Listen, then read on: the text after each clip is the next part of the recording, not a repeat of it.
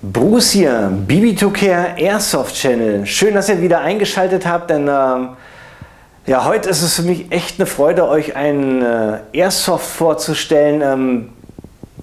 Für mich ein Meilenstein in der Airsoft-Entwicklung, und zwar handelt es sich um ein Gas-Blowback-Gewehr. Das ist erstmal schon was, wo man sagen kann, puh, nichts Besonderes. Aber es hat eine besondere Funktion und auch eine funktionierende Funktion. Viele haben sich daran schon versucht, aber ich denke mal, jetzt ist ein System entwickelt worden, was wirklich funktioniert und was auch richtig Spaß macht. Hier habe ich ein Magazin, hier seht ihr die Shells und jetzt wisst ihr Bescheid, es geht um das Schmuckstück hier. Das Rare Arms 110 Gas Blowback Shell Ejection Sniper Rifle. Ihr habt richtig gehört, das Ding wirft hier die Hülsen raus, und zwar ordentlich und richtig, ohne Probleme. Und ich denke mal, ich setze mir jetzt die Schutzbrille auf, lade das gute Stück und ja, zeige euch mal, wie schön es funktioniert in meinem Review. Viel Spaß! So muss Shell Eject sein.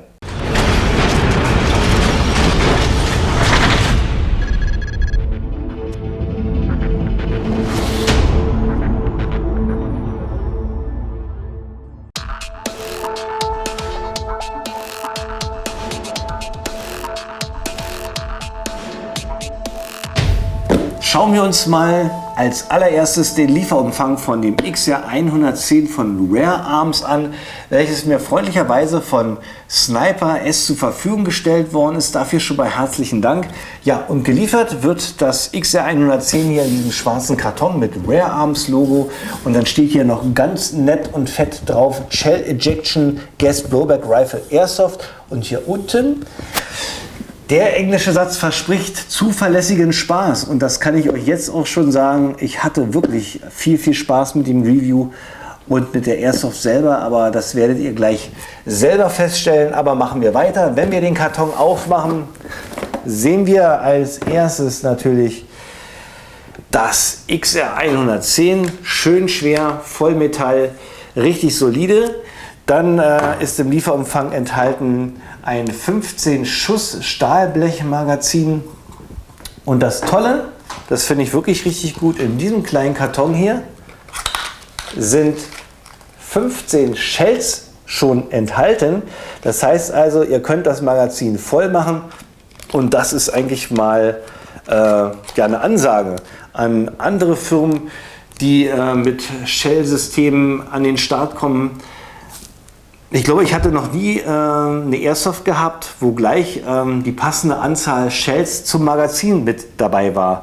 Vielleicht sollten sich die anderen Airsoft-Steller da mal ein Beispiel an Rare Arms nehmen. Ja, machen wir weiter. Noch eine schöne Anleitung mit Funktionshinweisen und Pflegehinweisen, wie man mit dem guten Stück umgeht. Und zum Schluss haben wir hier noch eine Tüte mit Einstellwerkzeug. Einmal das kleine hier für das Hop-Up, und das große ist dafür da, die CO2-Kapsel hier in den Griff zu montieren. Ja, starten wir nun endlich mit dem Review und kurz ein paar Informationen hier zu dem XR 110 hier von Rare Arms. Das ist ein Nachbau von dem halbautomatischen Scharfschützengewehr M110 SASS Semi-Automatic Sniper System von KAC Knights Armament Company aus den USA. Und ja, als Modifikation von dem SR25, dem Stoner Rifle 25, was wiederum als Basis das AR-10 von Eugene Stoner hat, dient es als Nachfolge von dem beliebten M24 Repetierscharfschützengewehr, welches ja schon seit 1988 im Einsatz ist. Ja, und im Einsatz ist dieses gute Stück seit 2008, und das Kaliber von diesem Scharfschützengewehr ist nicht, wie man es zunächst vermuten kann, 2,23, sondern 3,08 bzw. 7,62 NATO, also etwas stärker mit einem richtig ordentlichen Bums. Kommen wir nun zu den zwei Versionen, die euch Sniper S in seinem Shop anbietet, und auch gleich zu den Preisen. Ich mache mal ein wenig Platz. Da haben wir zunächst einmal das XR110, was ich ja hier im Review behandle. Das kostet 1.329 € und darunter seht ihr das XR25, das ist ein Nachbau von dem SR25. Das kostet 1.398 €. Den Unterschied sieht man hier zunächst erstmal nur an dem Crane-Stock im Gegensatz zu dem Festschaft von dem X110. Es gibt noch andere Unterschiede, die zeige ich euch später. Ja, als Zubehör bietet euch Sniper S ein Ersatzmagazin an. Stahlblech für 58 € und ein Packen Munition bzw. Ersatzhülsen, 15 Stück für 58 €. Wer oder was ist eigentlich dieses Rare Arms? Also ich habe davon vorher noch nie was gehört und es scheint auch ein sehr neuer Hersteller aus Taiwan zu sein. Nach Informationen, die ich aus dem Netz erhalten habe, ist aber der Ingenieur, der dieses gute Stück hier entwickelt hat, kein No-Name, sondern der hat bereits schon für andere Airsoft-Firmen in Taiwan erfolgreich Gas-Blowback-Waffen entwickelt. Er hat also ein bisschen Erfahrung mit hineingebracht und sein großes Faible war halt ein funktionierendes Shell-Ejection-System zu entwickeln und ich denke mal, das ist ihm hier mit dem XR110 wirklich richtig gut gelungen und die Jungs sind da auf Zack und bauen auch schon weiter, denn was ich gesehen habe in einem Foto im Netz ist das hier. Die Firma Rare Arms arbeitet schon bereits an einem M14-System, also das ist ja auch mal richtig lecker. Kommen wir zum Bodycheck, beziehungsweise lassen wir unseren Sinnesorganen mal freien Lauf und beginne ich mal mit der Haptik. Also das Material ist etwas rau, nicht glatt und wie man an der Farbe sehen kann, ist es auch nicht ganz schwarz. Es gibt hier unterschiedliche Grautöne, das macht die Airsoft sehr interessant. Hier der Barrel mit dem Flashhider und das Magazin, hier das Dustcover, der Fire Selector und auf der anderen Seite hier der Verschlussfanghebel sind in einem hellen Grau gehalten. Und ja, vom Gefühl her, wenn ich die anfasse, sie ist wirklich sehr gut ausbalanciert und lässt sich gut in den Anschlag nehmen. Das ist natürlich dank des Standard M16 Schafts hier, der aus Kunststoff ist. Ja, kommen wir zu den Kunststoffteilen. Das sind wirklich hier nicht viele. Nur der Schaft und der Griff, alles andere ist hier aus Metall und es gibt sogar noch einige Stahlteile, aber die zeige ich euch später etwas genauer. Kommen wir nun zu ein paar Daten, dazu gehe ich wieder zur Seite. Hersteller bekannt, Rare Arms, die Länge von dem guten Stück 1010 mm.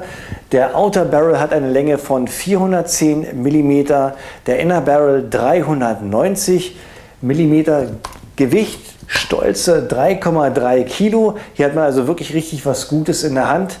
Magazinkapazität 15 Schuss, Kaliber 6 mm, System Gas Blowback Shell Eject und ja, die Power liegt bei 380 FPS bzw. 1,3 Joule und das teste ich jetzt für euch im Chrono. Ich werde jetzt 6 Schuss auf das Chronogerät abfeuern. Die Shells sind geladen mit 0,2 Gramm Bio-BBs. Eine frische CO2-Kapsel ist installiert und ich schieße bei einer Raumtemperatur von 21 Grad.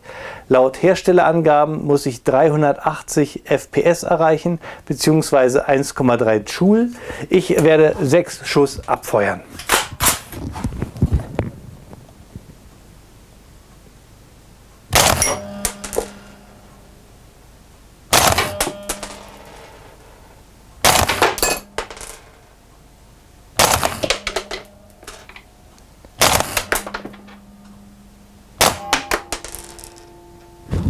Das war der Chrono und jetzt, ja, würde ich sagen, schauen wir uns mal die Funktion und die Details etwas genauer an. Der Flashhider besteht aus Stahl, das zeigt euch hier mein Magnet, hat ein 14 mm Rechtsgewinde, kann also abgeschraubt werden. So, ich zeige euch mal. So, und hier kann man natürlich allerhand Schalldämpfer nach Belieben anbringen. Weiter geht es hier mit dem Riss. Wie ihr sehen könnt, ist die ganze Geschichte hier vierteilig und richtig lang. Hier könnt ihr also aller möglichen Geschichten von Bipods, Griffen, Zielfernrohren oder anderen Optiken anbringen. Also hier kann man sich so richtig austoben. Und das Geniale an der oberen Riss, die eine Länge von 320 mm hat, befindet sich hier vorne. Hier ist nämlich James Bond mäßig ein Frontvisier versteckt. Wenn man hier drauf drückt, kann man das hochklappen und in der Höhe verstellen. Wenn man es nicht benötigt, wieder reindrücken, zuklappen und das Visier verschwindet unsichtbar im Riss. Auf Position 123 finden wir hier diese Öffnung. Das ist dafür da, um das Hop-Up einzustellen. Dazu steckt man einfach diesen Schlüssel hier mit rein, der im Lieferumfang enthalten ist. So, und das geht hier durch bis zum Lauf, wie man sehen kann. Und dann kann man das Hop-Up nach Belieben einstellen. Am Ende der Rail befindet sich die Flip-Up-Visierung. Diese lässt sich hier durch dieses Rädchen nach links oder rechts verstellen, kann natürlich wieder eingeklappt werden und auch bei Bedarf vom Rail entfernt werden. Machen wir weiter mit dem Ladehebel. Der besteht aus Aluminium, hat eine funktionierende Arretierung, also hier geht nichts, anders als bei dem VFC HK417. Hier muss ich wirklich die Sperre mit reindrücken und dann kann ich den Ladehebel betätigen. Schauen wir uns die Bedienelemente etwas genauer an. Und zwar ist das XR 110 wie das echte Vorbild auch für Linkshänder ausgelegt. Das heißt, der Magazinlöseknopf und der Fire Selector befinden sich auch auf der anderen Seite. Ausnahme macht hier nur der Verschlussfanghebel. Die Materialien: Verschlussfanghebel, Fire Selector, Trigger und Magazinlöseknopf, alles Stahl. Und ja, gucken wir uns den Fire Selector etwas genauer an.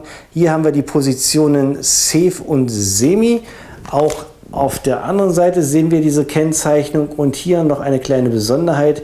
Hier ist der Fire Selector etwas eingekerbt. Das ist dafür da, damit der Finger hier gut drauf liegen kann, ohne dass der Fire Selector stört.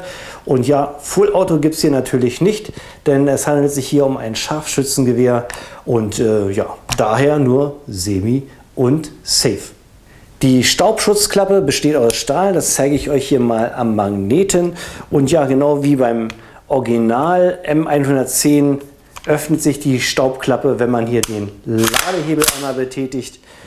Da ist die Klappe offen und gibt den Blick frei auf diesen wunderschönen Stahlverschluss. Und es lässt sich natürlich auch zuklappen. Wer jetzt hier den Forward Assist vermisst, so wie man den aus den M4 und M16 Systemen kennt, der sei unbesorgt, denn so wie das Original M110 hat auch hier das XR 110 dieses Feature nicht. Das fehlt also. Ja, und was fehlt noch? Hier alles leer und auf der anderen Seite auch alles leer. Hier fehlen mal glatt die Originalmarkings von Stoner Rifle und Knights Armament. Hier ist alles ratzeputze, leer geputzt, nichts zu sehen. Aber wenn man sich mal die Oberfläche anguckt, alles ganz sauber. Es scheint also nicht nachträglich weggemacht worden sein, sondern schon bei der Produktion darauf verzichtet worden. Einzige Logo, was man hier findet, ist das F und das Sniper-Importeur-Logo. Und dann haben wir hier noch ein paar Originalgeschichten. Hier auf den Rail steht nochmal Knights Armament drauf und dann haben wir hier nochmal die Zahlen. Das ist uns als einziges hier für den deutschen Markt geblieben.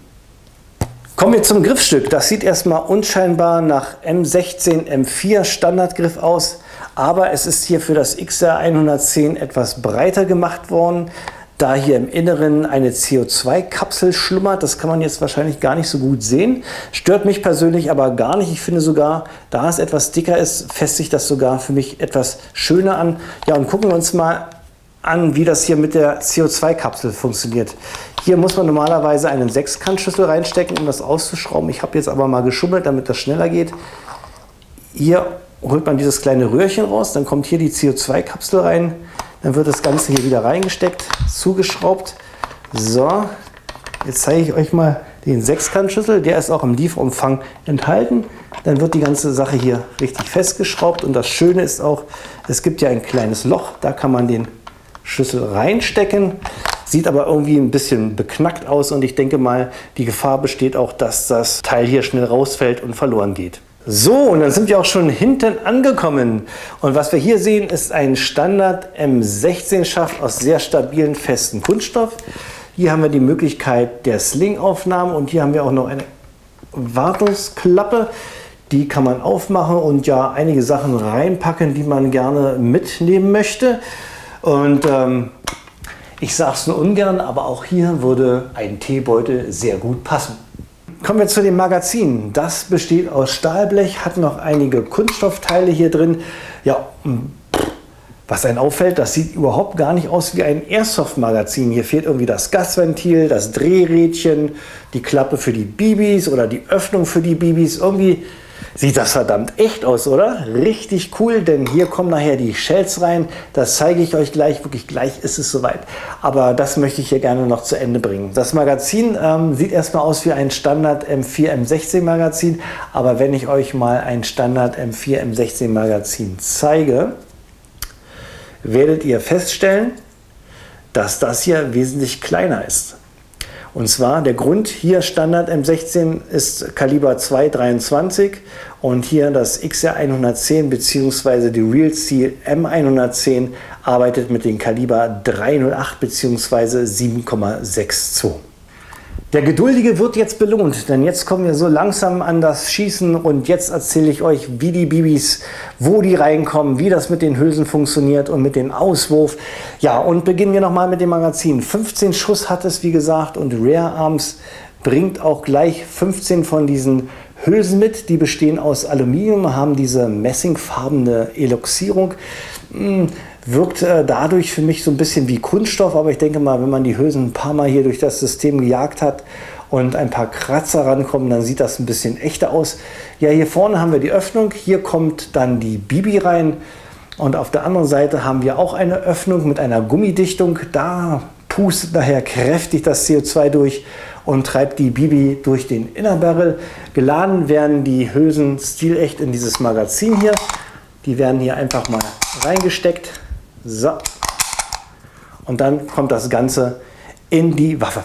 So, ich hatte euch ja gesagt, hier im Griff befindet sich dieses Röhrchen. Da kommt jetzt die CO2-Kapsel rein, eine Standard 12 Gramm CO2-Kapsel. Die wird jetzt hier eingeführt. Dann wird die ganze Geschichte hier reingesteckt und mit dem Sechskantschlüssel so festgeschraubt, dass es kurz zischt und ihr werdet gleich was hören. Moment. Ja. Oder auch nicht. So, das ist schon mal ein gutes Zeichen, dass das hier richtig dicht ist. Ja, jetzt ist die Waffe geladen mit CO2 und als nächstes kommt jetzt das Magazin hier rein. Sind keine Bibis drin, aber 5 Shells, die kommen jetzt hier rein. Dann wird die Sache durchgeladen. Beim Zurückschieben wird jetzt in die Kammer eine Shell transportiert. Die befindet sich jetzt hier drin und die Waffe ist jetzt einsatzbereit. Ich setze jetzt die Schutzbrille auf und jetzt schauen wir uns mal an, wie die Shells hier rausfliegen.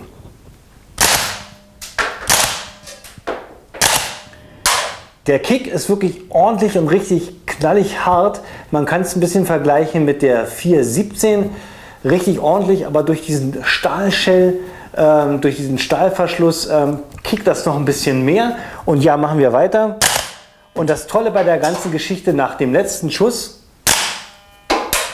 bleibt der Verschluss offen, genauso wie bei der Real Steel. Es kann also ein Magazin entfernt werden, ein neues wieder eingelegt werden und mit dem Verschlussfanghebel wird die ganze Sache wieder aktiviert. Also was die Verpackung sagt, zuverlässiger Spaß, das kann ich wirklich absolut bestätigen. Das XR 110 arbeitet hier wie ein Esel. Ohne Probleme werden hier die Hülsen rausgeworfen. Das macht einen Heidenspaß und ja, weil es so viel Spaß macht, habe ich hier nochmal ein Magazin geladen. Denn ich denke, jetzt wird es Zeit, jetzt schauen wir uns mal dieses Shell Ejection in Slow Motion an.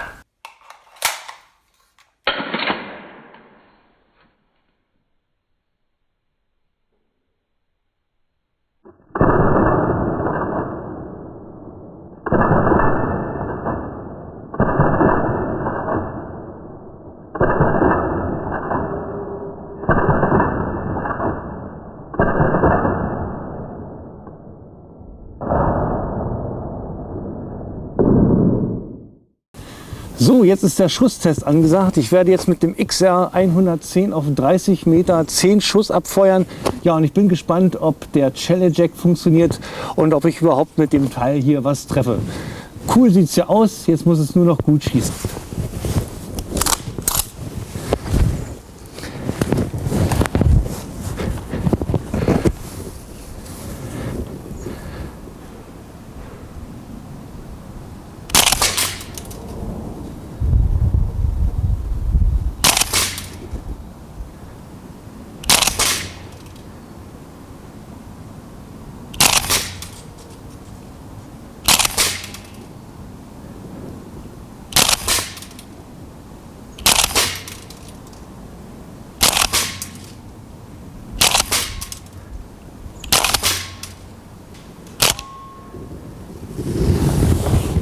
So, das war's. Also man merkt schon 4 Grad. Der hat ein bisschen Probleme.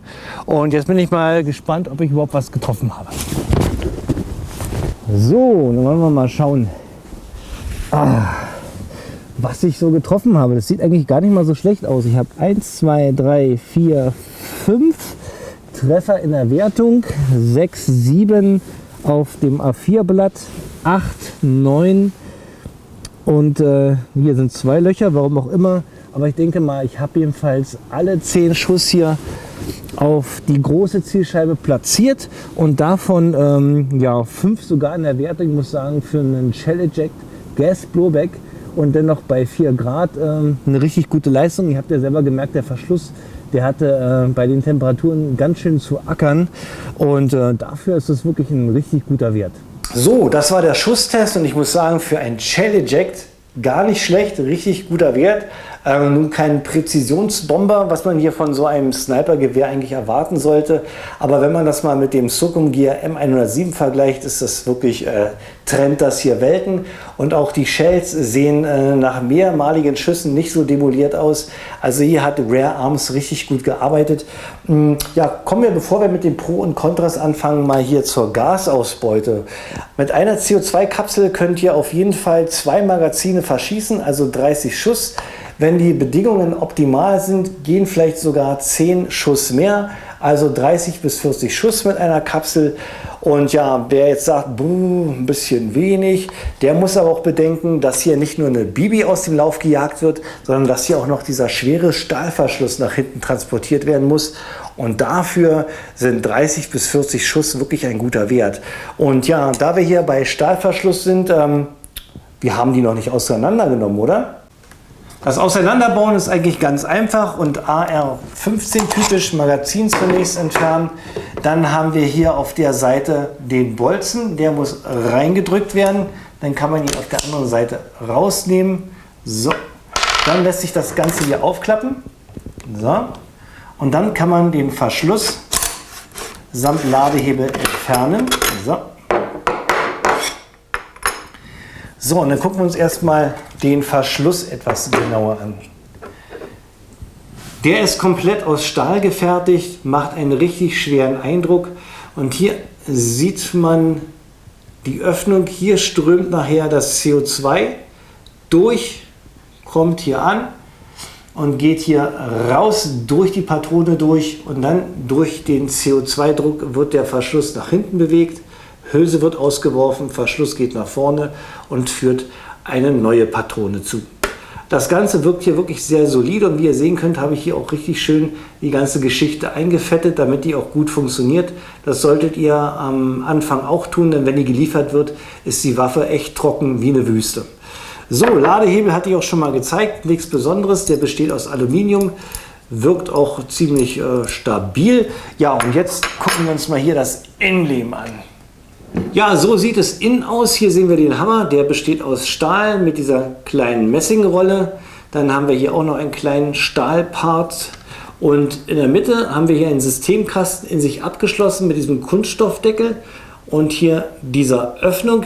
Hier strömt nachher das CO2 raus. Und zwar dann, wenn der Hammer, ich spanne ihn mal kurz, hier gegen den Schlagbolzen trifft. Der Schlagbolzen besteht auch aus Stahl.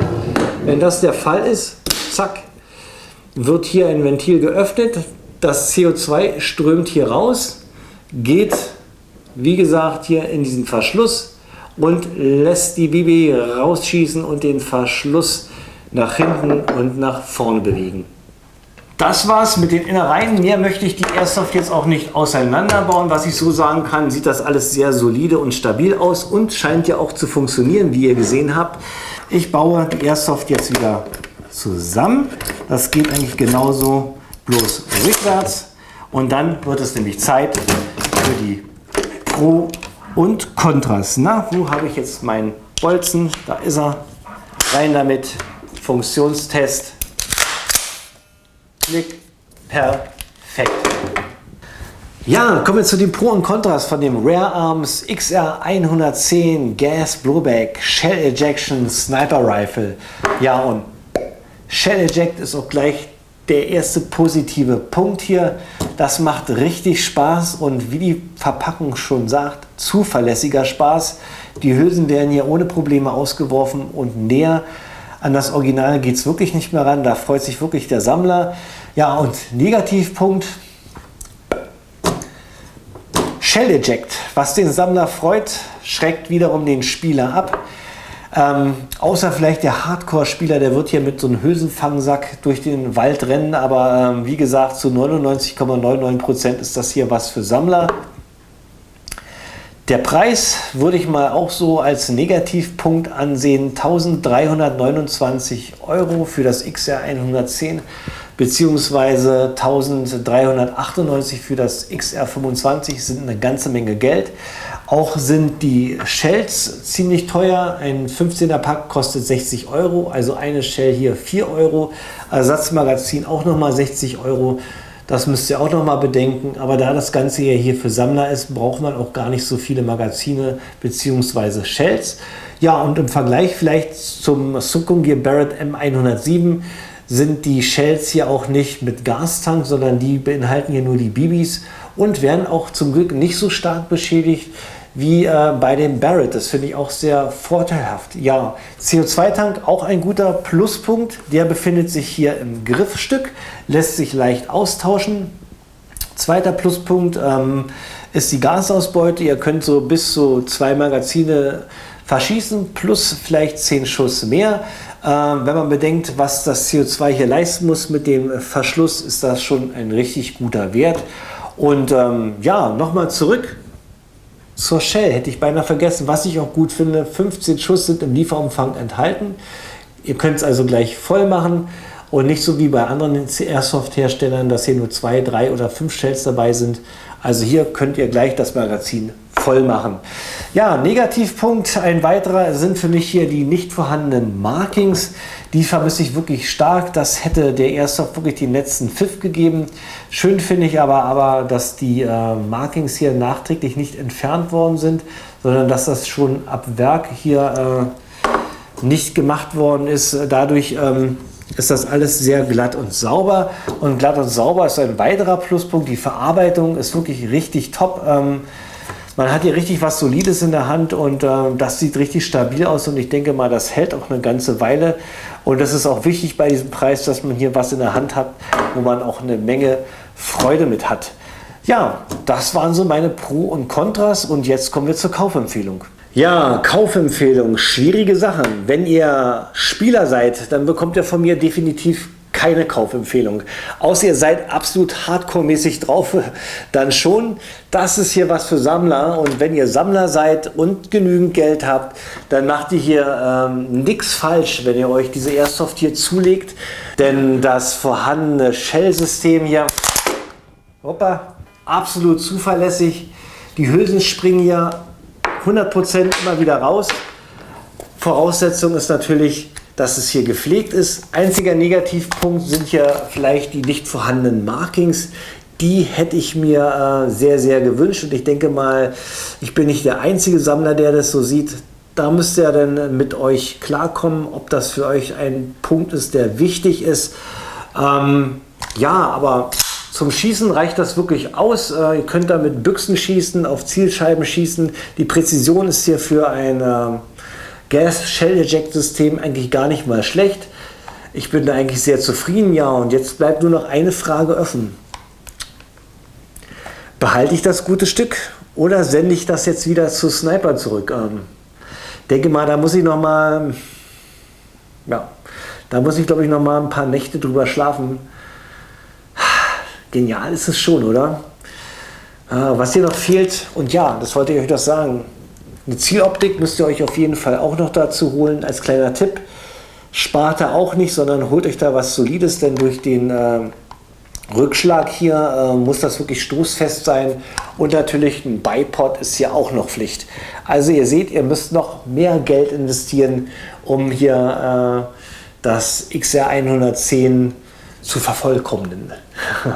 Gut, das war es jetzt von mir. Ich gehe noch ein bisschen grübeln und wir sehen uns dann beim nächsten Review wieder. Und wem das Video hier gefallen hat, der kann mir gerne ein Like geben. Und wer meinen Kanal immer noch nicht abonniert hat, der hat jetzt endlich die Chance, das nachzuholen. Das war's von mir. Bruce, ich bin raus.